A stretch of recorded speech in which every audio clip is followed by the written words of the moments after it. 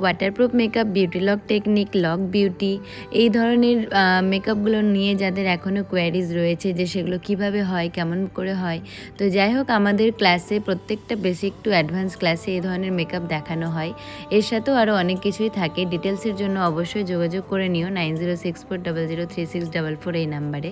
আর এটা ছিল ফারাক্কাতে ক্লাস।